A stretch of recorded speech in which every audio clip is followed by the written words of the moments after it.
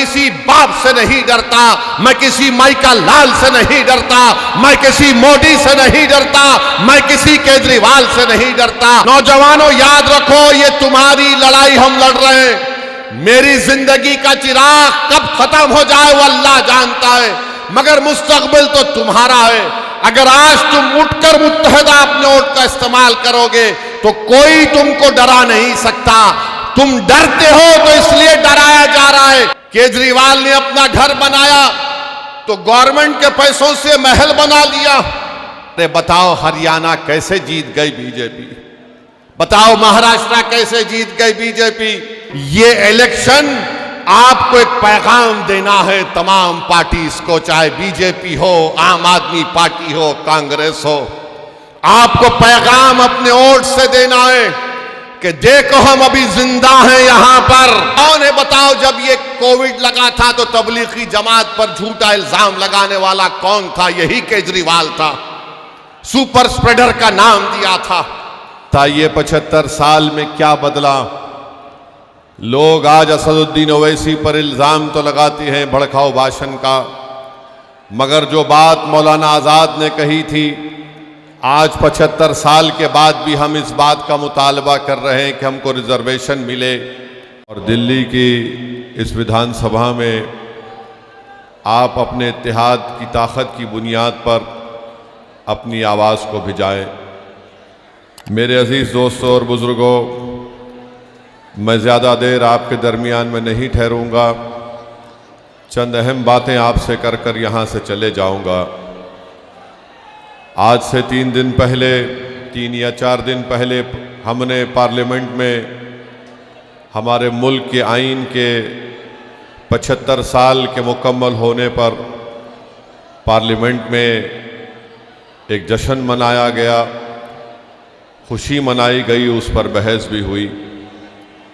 मैं आपको बताना ज़रूरी समझता हूँ कि जब हमारे वतन अज़ीज़ का आइन संविधान बन रहा था, उस कॉन्स्टिट्यूएंट असेंबली में जब संविधान बन रहा था तो मौलाना अबुल कलाम आज़ाद ने इस बात का मुतालबा किया कि भारत की सबसे बड़ी अक़लियत मुसलमानों को रिज़र्वेशन मिलना चाहिए। और मौलाना ने उन रिज़र्वेशन की बात की थी जो पार्टीशन से पहले मुसलमानों को दिया गया था। और जब मौलाना ने इस बात का मुतालबा किया तो सरदार पटेल ने उस वक्त मुस्लिम लीग के बागी रेबल लोग थे, जिसमें आबिद हुसैन और एक मोहतरमा थी, उनको सरदार पटेल ने इशारा करके कहा कि तुम इनका जवाब दो। और इन दोनों ने उठकर मौलाना आज़ाद से कहा कि आप भारत के मुसलमानों को आइसोलेट करना चाहते हैं, अलग थलग करना चाहते हैं, उनको मेन स्ट्रीम में आना चाहिए। मौलाना आज़ाद ने उस वक्त एक तारीख़ी जुमला कहा था कि ये भारत की जहाँ पर संविधान बनाया जा रहा है, ये मेरे लिए एक नया क़ैद खाना बन गया।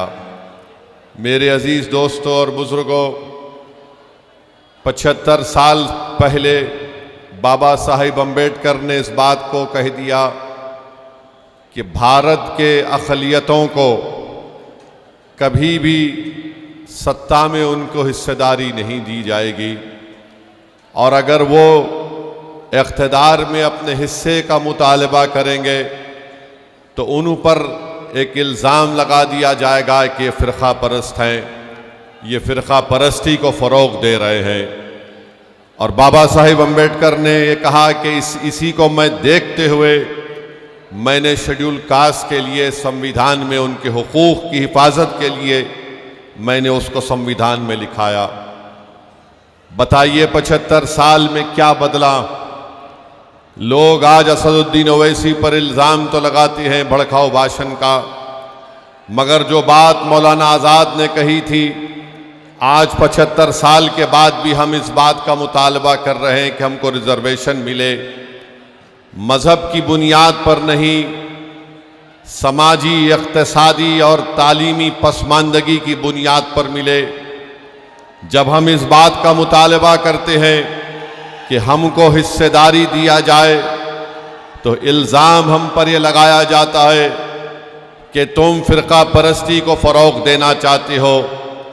इल्ज़ाम उस वक्त भी लगा था 75 साल पहले, आज भी लग रहा है।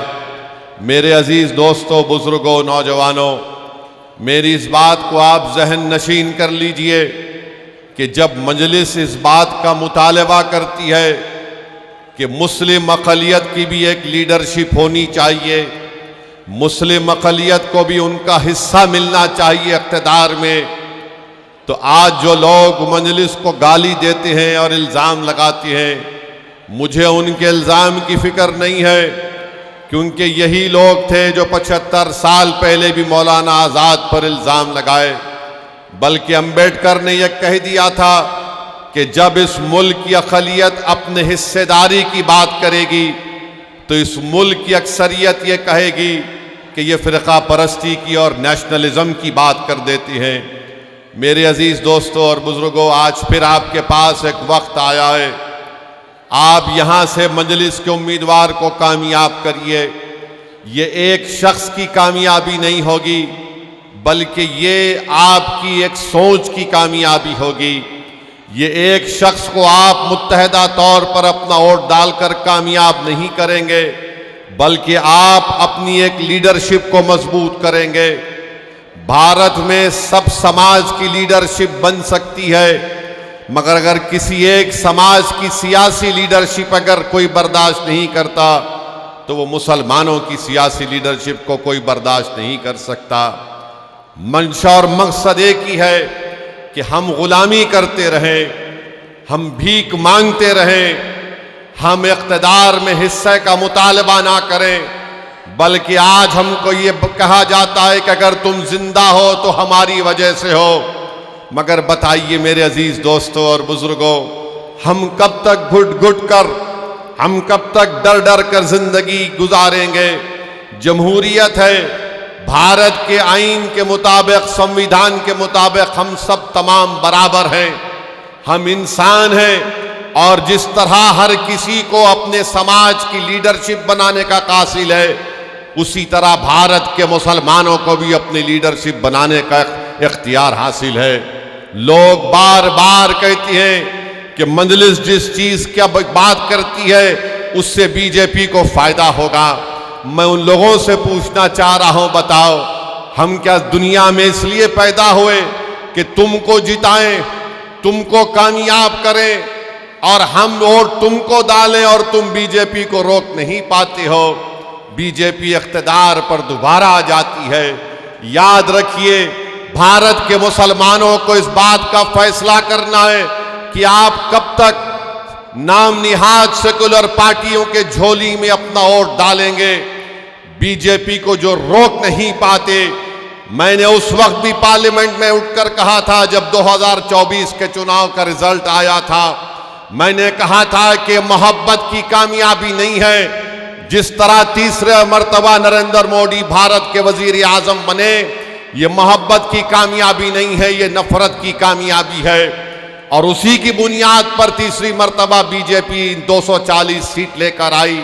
मगर सब ने कहा कि नहीं नहीं, बीजेपी के सीट की तादाद में कमी पैदा हुई है। अरे बताओ हरियाणा कैसे जीत गई बीजेपी? बताओ महाराष्ट्र कैसे जीत गई बीजेपी? हम पुकारते रहे, हम अपने हलक को सूखा कर लिए, चीख मार मार कर कहते रहे देखो ये हमारा काम नहीं है, हम बीजेपी को रोकना जरूरी है, मगर ये पूरी जिम्मेदारी हम पर क्यों आयद करते हैं?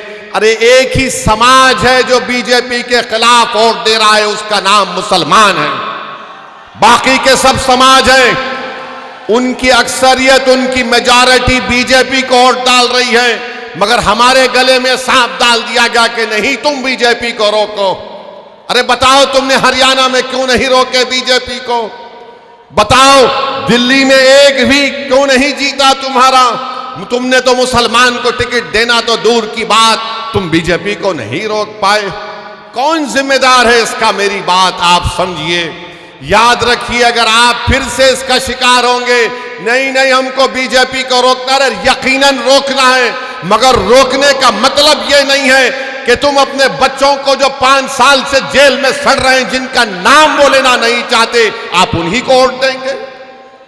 जो 5 साल से जो जेल में सड़ रहे हैं, जिसका बाप परेशान, जिसकी बीवी परेशान, जिसके औलाद बच्चे थे जवान हो गए, उनका नाम नहीं लेना चाहते। जो बच्चे जेलों में सड़ रहे हैं तो उनका नाम नहीं लेते, मगर आप उनको वोट देना चाहेंगे। ये बीजेपी को रोकना है। अरे बीजेपी को तो हम ही रोक रहे हैं। हम बीजेपी को ना कभी वोट दिए ना कभी देंगे, मगर ये लोग क्या बीजेपी को रोक पा रहे? नहीं रोक पा रहे। ये अपनी जबान से नाम तक नहीं लेते। ताहिर हुसैन के नाम का ऐलान किया तो सबके पेट में दर्द शुरू हो गया। ताहिर हुसैन का नाम का ऐलान किया तो सबके सर में दर्द शुरू हो गया।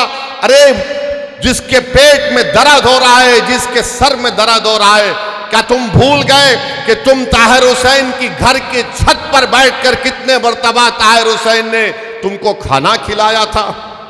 क्या तुम भूल गए कि ताहिर हुसैन की छत पर बैठकर तुमने क्या क्या गुफ्तगू की थी? आज कोई नहीं पलटकर पूछता उस घर की तरफ। बताओ गुलफिशां सैफी जेल में कैसे हैं? इस मुल्क में अजीबो गरीब मामला है कि 2 मुख्यमंत्री जेल को चले गए, झारखंड के, दिल्ली के, इनको बेल हो गई, मगर जो 5 साल से सड़ रहे हैं उनको बेल नहीं होती है।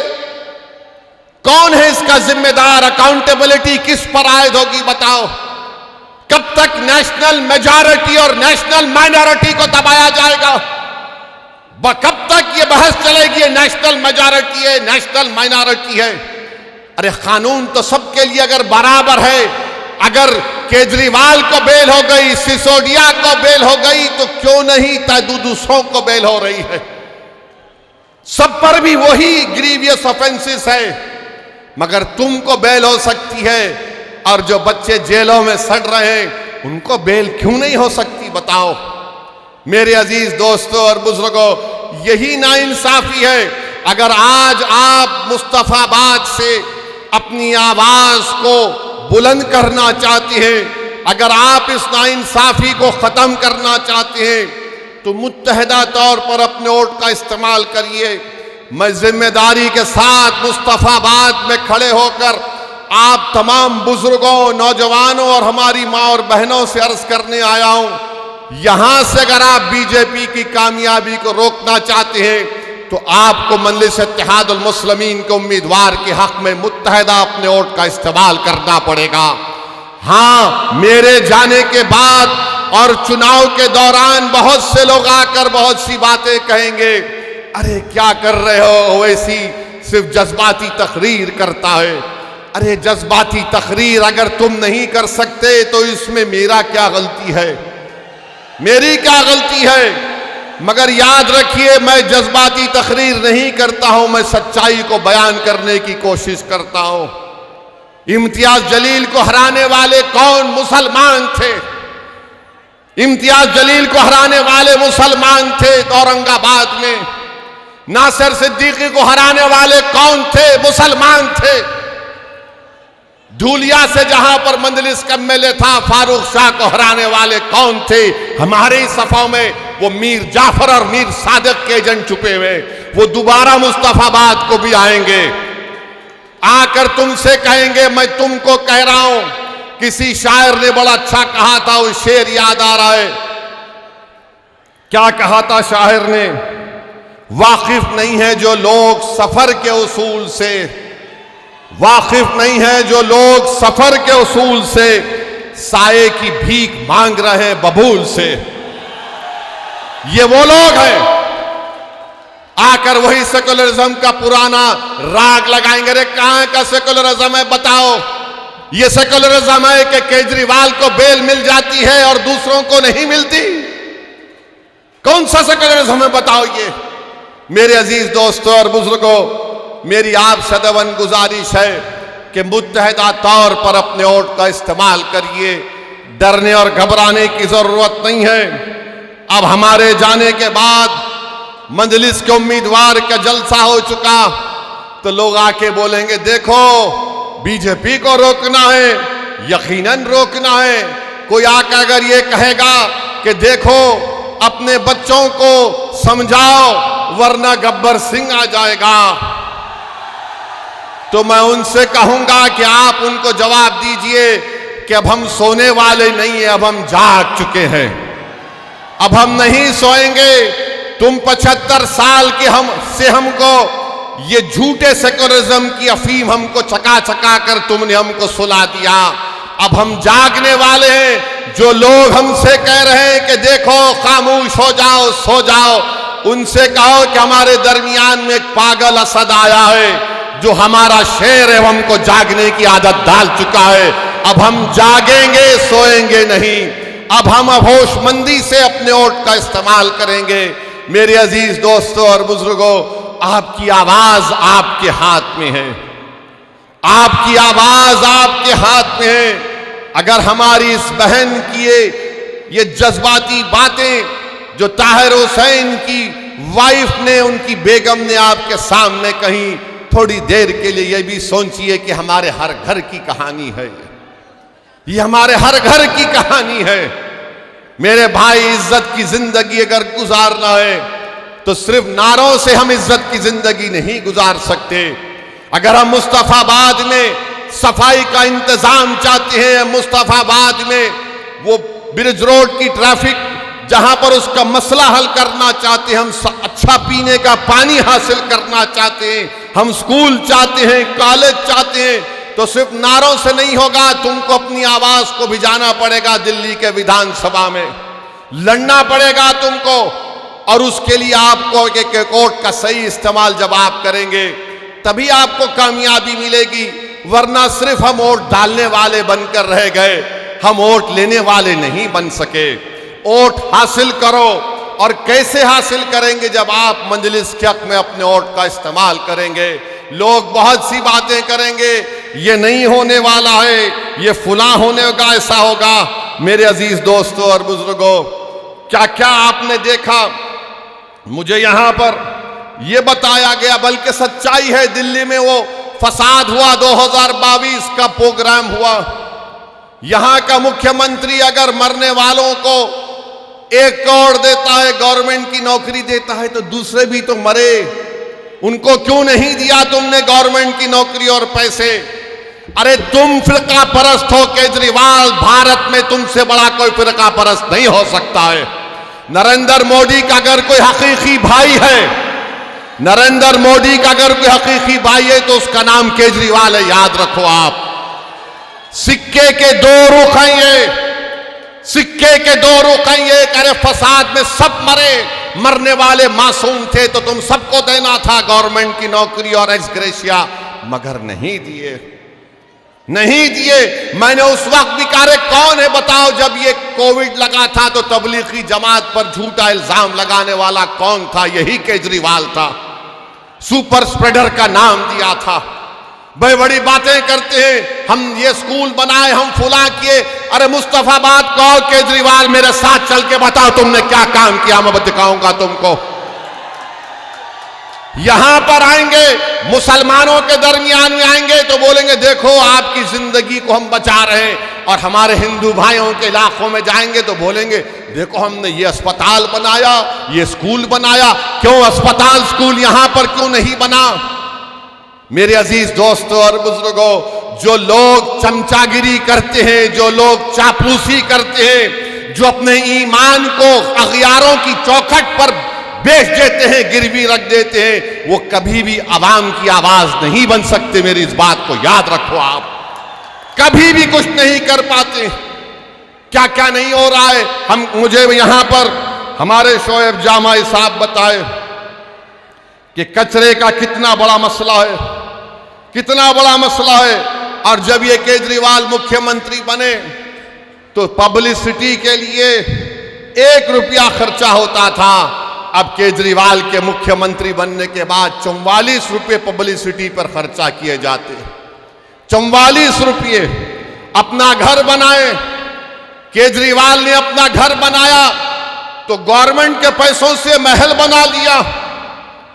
अरे केजरीवाल, तुम यहां पर आकर देखते मुस्तफाबाद में लोग कैसी अपनी जिंदगी गुजारते हैं। मेरे अजीज दोस्तों और बुजुर्गों, नेशनल ग्रीन ट्रिब्यूनल ने दिल्ली हुकूमत पर 900 करोड़ रुपए का उनका कहा कि कंपनसेशन दो, मगर ओखला, गाजीपुर, भलसावा में जो कचरे के पहाड़ बन रहे हैं, ऐसा लगता है कि जूनागढ़ के गिरनार से भी लंबे पहाड़ कचरे के बन रहे हैं।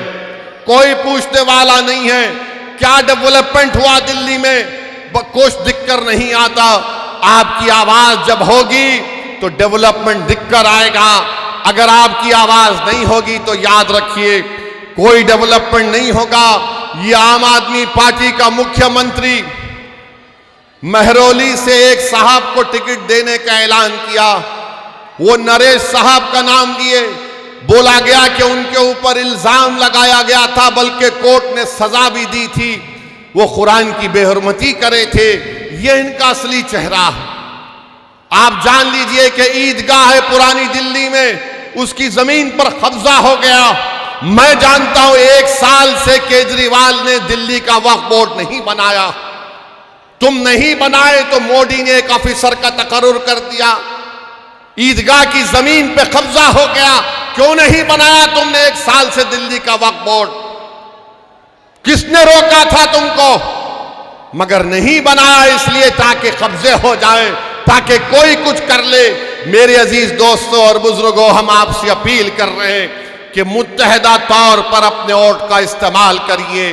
अगर आप फिर उसी चक्कर में फंस जाएंगे कि नहीं नहीं कुछ हो जाएगा, अरे अब क्या बचा है मुझे बताओ, अब क्या बचा है तुम्हारे पास? अब तो यहां से उठने की बात आपको और हमको करना है।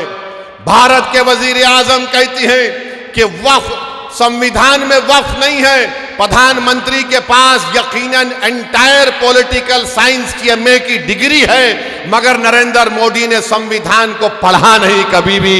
अगर पढ़े होते तो आर्टिकल 26 को जब पढ़ते तो उनको मालूम हो जाता आर्टिकल 26 में वक्फ है। प्रधानमंत्री बोलते हैं यूसीसी को लागू करेंगे। अरे प्रधानमंत्री, हिंदू अनडिवाइडेड फैमिली के टैक्स रिबेट तुम खत्म करो, लव जिहाद के कानून तुम बनाते हो, कोई अपना मजहब तब्दील नहीं कर सकता। और आजकल बीजेपी तो बाबा साहेब अंबेडकर के बारे में अनाप शनाप बक रही है। अगर आज अंबेडकर जिंदा होते तो अंबेडकर से कहा जाता कि अगर आप मजहब तब्दील करना चाह रहे हैं तो परमिशन लो। वक्फ की जायदादों को छीनने की कोशिश बीजेपी कर रही है और दिल्ली में 1 साल से वक्फ बोर्ड नहीं बनाया जाता। बहरहाल मेरी आप तमाम से अपील है कि आप मंजलिस की तायीद करिए। पिछले बार भी आपने मंजलिस के उम्मीदवारों की तायीद की, हमको कामयाबी नहीं मिली, मगर हमारे हौसले बुलंद है, हम कभी मायूस नहीं हो सकते। मेरा काम लड़ना है, मेरा काम अवाम के दरमियान में जाकर अपनी पार्टी की बात को आपके सामने रखना है। मेरा काम, इम्तियाज जलील का काम यह है कि भारत की पार्लियामेंट में हम आवाम के मसाइल को उठाते हैं। मेरे अजीज दोस्तों और बुजुर्गों, मेरी आपसे अदबन गुजारिश है कि आप हमारे उम्मीदवार की तायीद करें, इनको कामयाब करें। अरे आप अगर इनको कामयाब करेंगे तो यकीन मानिए ये जो बच्चे हमारे लोग जेलों में सड़ रहे हैं, जिनकी जवानियां खत्म हो चुकी हैं, जिनके माँ बाप, उनकी आंखें तड़प रही हैं अपने बच्चों को देखने के लिए, जिसकी मां तड़प रही है, जिसका ज़ईफ बाप तड़प रहा है, आपसे मेरी गुजारिश है कि एक एक वोट का इस्तेमाल करिए। ये इलेक्शन आपको एक पैगाम देना है तमाम पार्टीज को, चाहे बीजेपी हो, आम आदमी पार्टी हो, कांग्रेस हो। आपको पैगाम अपने वोट से देना है कि देखो हम अभी जिंदा हैं यहां पर, हम अपने बेटों को, अपने भाइयों को नहीं भूले हैं, हम अपने वजूद का एहसास दिलाएंगे। हम मुस्तफाबाद के विकास के लिए मजलिस को वोट दीजिए, आप देखेंगे सब दौड़ दौड़ कर आएंगे। वरना ये सब पार्टियां जानती हैं बीजेपी किसी मुसलमान को टिकट नहीं देती। नरेंद्र मोदी तो कह चुके हैं कि मुस्लिम औरतें ज्यादा बच्चे पैदा करती हैं। नरेंद्र मोदी तो कह चुके हैं कि मंगलसूत्र निकालकर मुस्लिम बहनों को दिया जाएगा। मगर नरेंद्र मोदी जो बोले, आरएसएस के मोहन भगवत उल्टा कर दिए। और मोहन भगवत बोल रहे हैं कि अब देश के जनता को 3 बच्चे पैदा करना चाहिए। अब मोहन भगवत किसको कह रहे हैं मुझे नहीं मालूम। मोहन भगवत पूछ ले नरेंद्र मोदी से कि किस पर इल्जाम लगाया गया था। मगर मेरे अजीज दोस्तों और बुजुर्गों, इन तमाम चीजों का अगर हम जमहूरी तरीके से जवाब देना चाहते हैं तो मेरी आपसे गुजारिश है कि मजलिस के पतंग के निशान पर आप बटन दबाकर अपने वोट का इस्तेमाल करिए। यकीनन बीजेपी को रोकना है, मगर मैं कोई कूली नहीं हूं सेकुलरिज्म का कि मैं 75 साल से मैं ही इस फर्ज को निभा रहा हूं। हम कब तक इस बोझ को उठाएंगे बताओ? कब तक हम उठाएंगे? हमारी मस्जिदों पर हमला हो रहा है। संभल में गोली मार दी गई, 5 मासूम बच्चों पर सीने पर गोली मारकर उनको खत्म कर दिया गया। 500 साल के बाद मुझसे कहा जा रहा है बताओ ये तुम्हारी मस्जिद है या नहीं। 800 साल के बाद कहा जा रहा है कि ख्वाजा अजमेरी की दरगाह है नहीं, तुम बताओ। मेरे भाई याद रखो, तुम जिस पर भरोसा कर कर टेका लगा कर बैठे हो ना, वो जानते हैं कि इसी तरह की बातें अगर कोई करता रहेगा हम डर कर उनको वोट देंगे। अरे मैं तुमसे कह रहा हूं, अगर आप उठेंगे, नौजवानों याद रखो ये तुम्हारी लड़ाई हम लड़ रहे हैं। मेरी जिंदगी का चिराग कब खत्म हो जाए वो अल्लाह जानता है, मगर मुस्तकबिल तो तुम्हारा है। अगर आज तुम उठकर मुत्तहदा अपने वोट का इस्तेमाल करोगे तो कोई तुमको डरा नहीं सकता। तुम डरते हो तो इसलिए डराया जा रहा है। जिस दिन तुम नहीं डरने का ऐलान करोगे, और नहीं डरना सिर्फ जबान से नहीं डरना जब तुम कहते हो कि मैं किसी बाप से नहीं डरता, मैं किसी माइका लाल से नहीं डरता, मैं किसी मोदी से नहीं डरता, मैं किसी केजरीवाल से नहीं डरता, उसको अमली जामेनामा कैसे पहनाएंगे? सिर्फ नारा लगाने से तुम खुश हो जाओगे नहीं, तुमको जाकर अपने वोट का सही इस्तेमाल करना पड़ेगा। और सही इस्तेमाल मुस्तफाबाद में पतंग के निशान पर ताहिर हुसैन के लिए, उन तमाम मजलूमीन के लिए, इस विधानसभा के विकास के लिए आपको अपने वोट का इस्तेमाल करना पड़ेगा। इस डर को निकालो अपने दिमागों से। तुम कब तक और हम कब तक डरते डरते जिंदगी गुजारेंगे? एक बार इस डर को निकालो। इस दिल्ली के विधानसभा में आप अपने इत्तेहाद की निशानी के तौर पर मजलिस के नुमाइंदों को कामयाब करो। देखो हालात बदलेंगे, वरना याद रखो कोई आसमानों से आने वाला नहीं है, कोई जमीन से निकल कर आने वाला नहीं है। और अल्लाह भी उन्हीं लोगों के हालात को बदलता है जो अपने आप को बदलना चाहते हैं। अगर आप अपने आप को बदलना चाहेंगे तो अल्लाह इंशाअल्लाह ताला हमारे मुश्किलात में आसानी पैदा करेगा। अगर आप अपने हालात को बदलना चाहेंगे तो अल्लाह हमारे लिए हमारे मंजिल मकसूद को हमको पहुंचा देगा। अगर तुम सिर्फ दिमागी पसोपेश पे रहोगे कि क्या होगा, ऐसा करे तो ऐसा होगा, नहीं करे तो क्या होगा, अरे हमारी जिम्मेदारी जितनी है उतना निभाओ, हमारी जितनी जिम्मेदारी है उतना तो निभाओ। मगर ये सिर्फ आप देख रहे हैं कि कभी ये कभी वो, ये नहीं चलने वाला है मेरे दोस्त। अब केजरीवाल कह रहे हैं मैं ये दे दूंगा, मैं वो दे दूंगा, मैं ये कर दूंगा, सब कर दूंगा। केजरीवाल अपने जेब से नहीं दे रहे हैं, उनके अब्बा का पैसा नहीं है, गवर्नमेंट का पैसा है।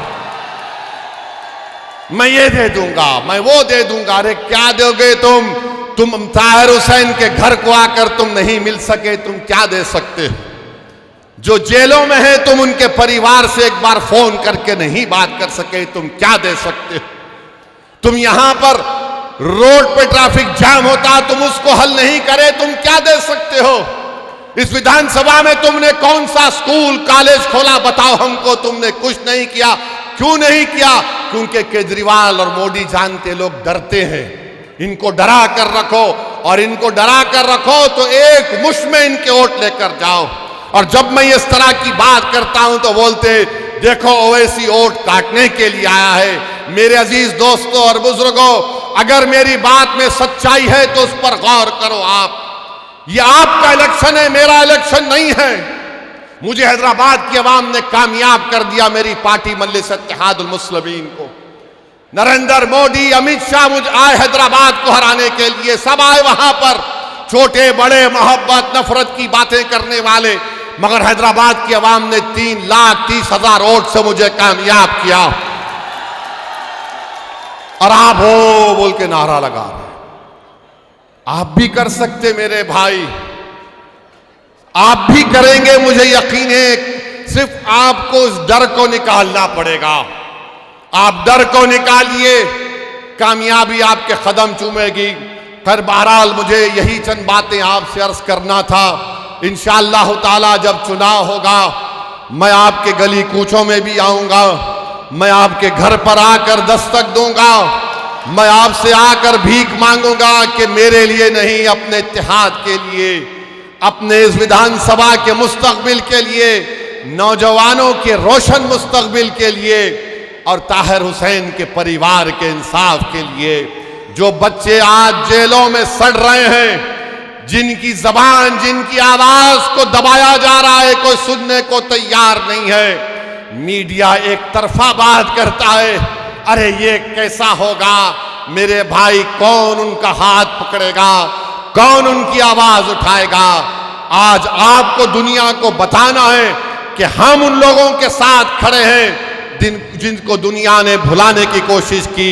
मेरी यही चंद गुजारिशात मैं आपके सामने अर्ज करने आया। इंशाअल्लाह ताला दोबारा फिर आऊंगा, आपसे मुलाकात होगी। आज आप अपना कीमती वक्त निकाल कर आए, बहुत बहुत शुक्रिया। अस्सलाम वालेकुम व रहमतुल्लाहि व बरकातुहू।